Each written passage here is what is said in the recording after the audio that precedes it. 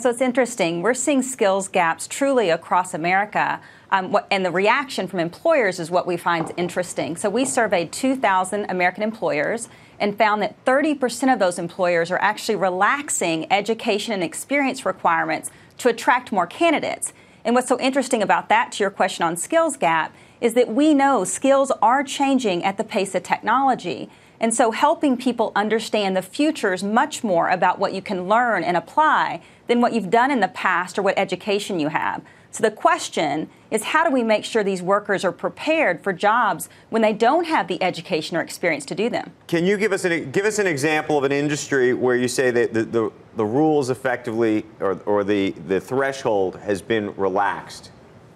Yeah, it's really happening across all 13 sectors of our economy, notably around high-tech manufacturing. You know, these jobs in manufacturing are no longer our grandparents' jobs sitting in a factory. They're actually digitization of manufacturing. In fact, we call it digi-manufacturing. That's happening where people have to have technology skills, soft and hard skills, in order to achieve manufacturing in today's economy. So, but Becky, just help me if you could.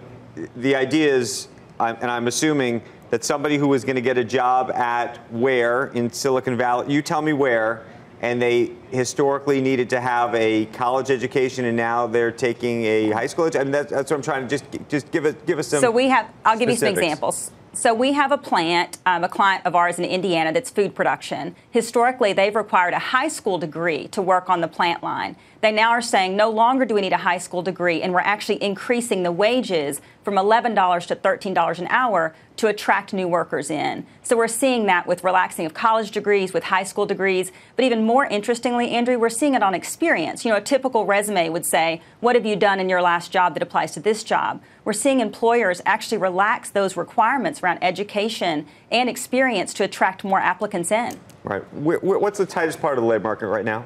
One industry?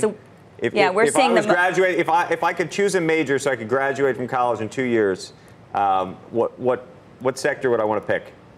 Yeah, it's even interesting how you ask the question, because we assume college degrees are required for every job. But today we're seeing the tightest labor around skilled trades, machinists, mechanics, electricians.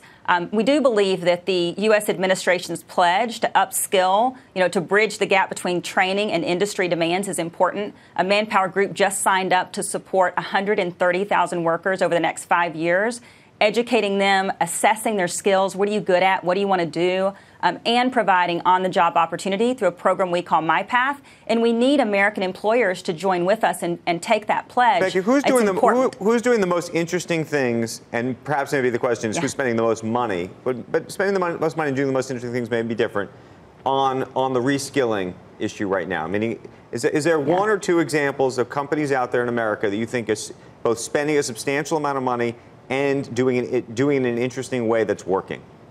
Yeah, so 55% of employers are now spending on learning and development, so we're seeing that become the majority now.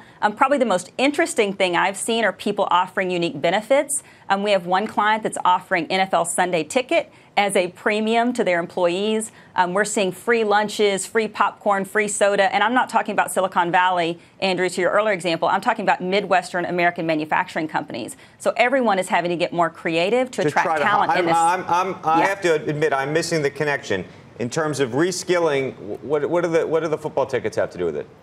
Yeah, I thought you were asking about to attract candidates. In terms of reskilling. No. What I'm interested in is you hear companies say we need to reskill our workers, and then when you actually go look at their, by the way, you can go look in their quarterly reports, see what kind of money they're spending and using to reskill or educate their workers, and let's be honest, the number is very tiny.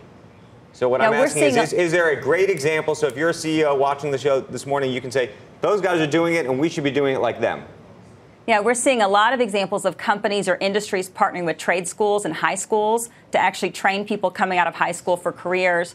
We're seeing a lot of investment in digital training. So on-the-job digital training, a combination of, the other interesting thing, Andrew, is historically education and employment have been two separate events. We're seeing those converge now into one, so you're actually learning while you're doing the job. And so that possibly is why you're not seeing the spend to be as much, because it's a lot of on-the-job training, and the job is changing so fast that I may have to be trained today and again, 6 months from now.